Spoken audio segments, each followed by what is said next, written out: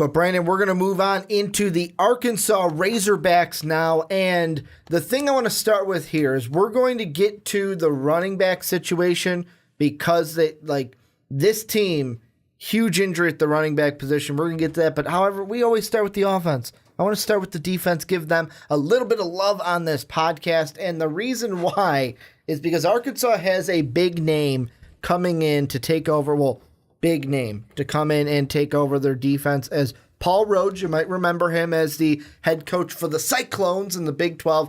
No longer with ISU. He is now with the Arkansas Razorbacks as their defensive coach. And the thing that's interesting here is this defense is now going to have to get used to a new scheme, the Paul Rhodes scheme that he brings in. The secondary is good, but the thing that is really bad for this team that I think will be, to me, this is going to be the biggest hurdle for this team is going up against the run. They got gashed last year by almost every single team that played them on the ground. And I mean, I look at their schedule and two of the big games, they're lucky that they don't have to play Georgia. I looked for that one. I'm like, please tell me that they're playing Georgia this year. And you lucked out not playing Georgia. But yeah, like Bo Scarborough with Alabama. You have Geis with LSU. There are running backs in this conference that can beat you if you let them. I'm going to ask you to kind of start off. What do you think with Paul Rhodes in this defense, and does Arkansas get better against the run in 2017? Well, I think that when you take a look at some of the stuff that they did last year, just in general defensively, they gave up 31 points per game was on average what they would give up. They were just not good at all defensively. And then they allowed 30 or more points in 6 of 8 SEC contests. You're not going to win those. You're just not going to win those most of the time. So when you're giving up that many points. So, and when you talk about, giving up, yards and stuff against the run, that's where you're really getting hurt too, because you take a look at some of these quarterbacks like the Jalen Hurts and the Franklins and stuff backs like that. It's these quarterbacks. These quarterbacks can hurt you just as much, if not more, than these running backs in the SEC. And I think that you get a new guy in there, and you've got to have faith that they're going to get better, and because that's got to be a focus. That's got to be a focal point for this team, that if they want to get better, they're going to have to focus on stopping the run in these games. Otherwise, you are absolutely out of luck for winning that football game. Well, and that's the thing. You want to know a fun fact about Arkansas from last year? They gave up, what's the exact number? 39 rushing touchdowns. Not only was that a school record last year to give up 39 rushing touchdowns, it was also the worst in the FBS. So they gave up the most rushing touchdowns in the FBS. Congratulations to the Razorbacks. But I think that Rhodes has a big, what's the word I'm looking for? A big challenge ahead of him, because he was the secondary coach last year after being with the Cyclones. Before that, it's where I knew his name from, when he was with Iowa State.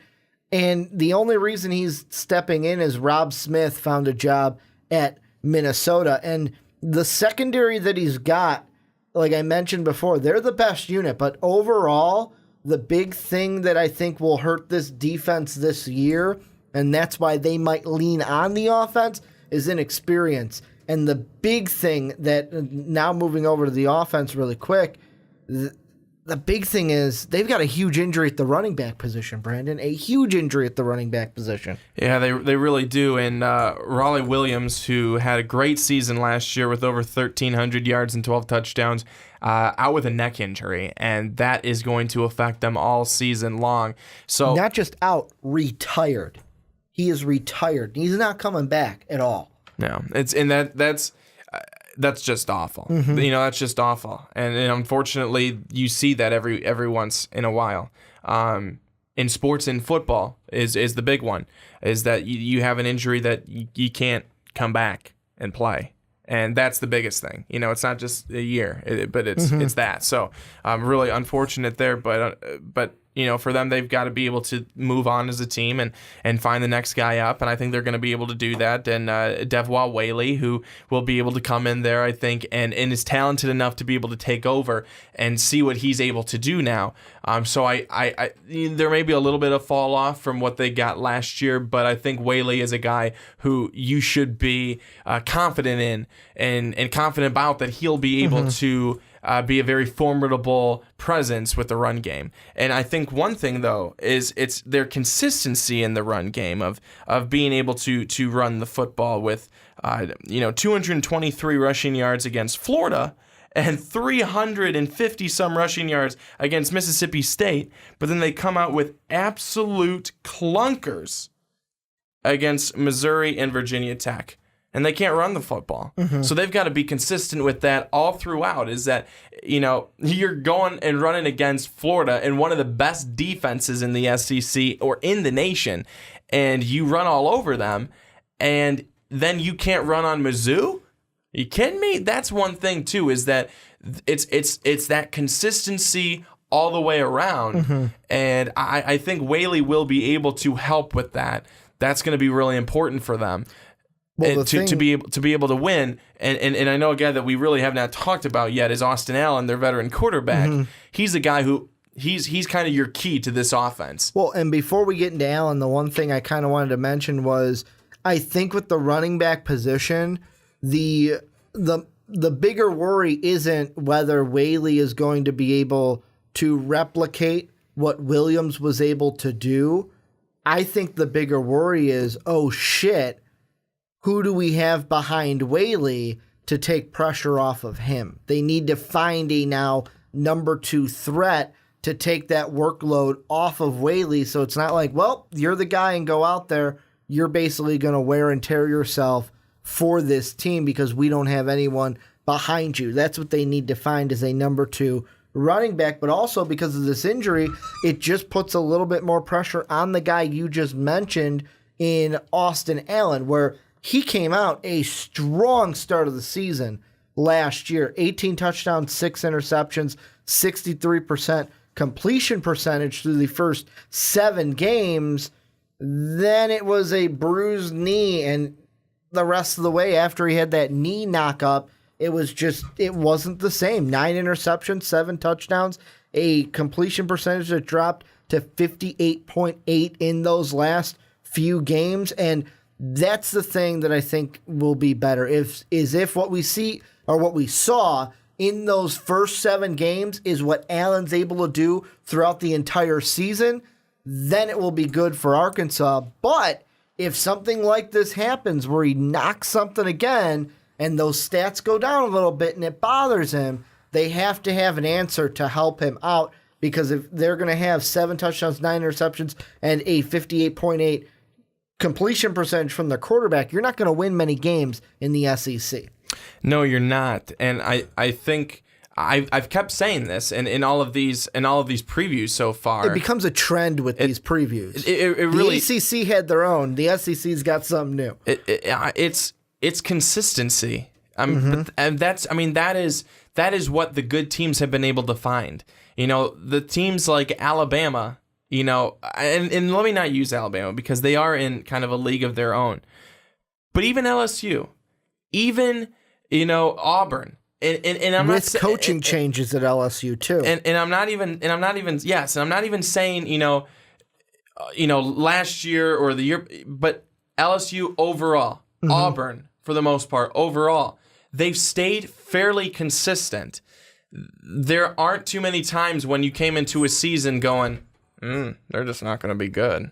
There's not too many times when you've said that. They've always been one of those teams where you're always like, wow, well, even knowing Alabama's going to beat them, you're like, man, this is going to be a good game. This is going to be a great game. But I think that these teams towards the bottom, these teams that are that have talent, that have some talent. You know, their big thing is they can't stop people defensively is usually the problem, but that's also consistency. You know, you have a great drive here, but then the next three are clunkers. And that's a consistency thing. That's a, you know, being able to find a rhythm type thing. And that's all of those pieces that they need to be able to bring together and try and insert the puzzle pieces just right so that it's working for them. But I think overall, you know, this offensive line is going to be returning 4 out of the 5 guys from last year. They're going to be better than what they were last year. That should help take pressure off of Austin Allen at quarterback. That should help to take pressure off of Devois Whaley at the running back position. I think that is going to be such a huge key. And Whaley is probably the biggest one because he in his time last year, he had, I think, over 600 yards and 3 scores in his production last season. But now he's the guy. And you're right. You know, being able to have had Raleigh Williams and Whaley at the same time as a 1-2 punch would have been something fantastic. But now having to take most of that on yourself until they find the guy behind you who's going to be the part of that 1-2 that's the 2 of the 1-2 punch, that's going to be a piece that I think before they get things started this year, they want to be able to figure that out. Well, and the thing that I wanted to touch on just really briefly, because it was in response to something that you were saying with the consistency thing, a team that I think of that we're actually going to talk about their division in 2 weeks from now when we look at the Big Ten, but I kind of think of Michigan State. For a while, it was always Michigan State's just going to be there. 10 wins, lock it down. Lock it down. Double-digit wins for the Spartans. That's why last year when they went 1-8 in the conference, you were like, whoa, what's up with the Spartans, man? What is up with them? Like, they only won one more conference game than Rutgers. That's pretty bad.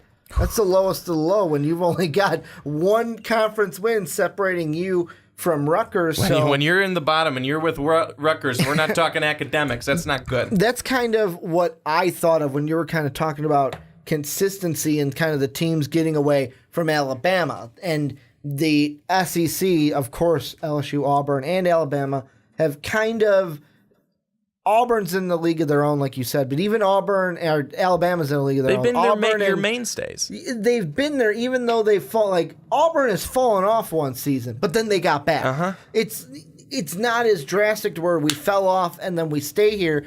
And I look at this schedule. I'm looking at the schedule like I have for the last few teams, and a good thing for the Razorbacks, the first time they play one of the big 3, that's what I'm going to call them, the big 3, LSU, Auburn, and Alabama, is October 14th.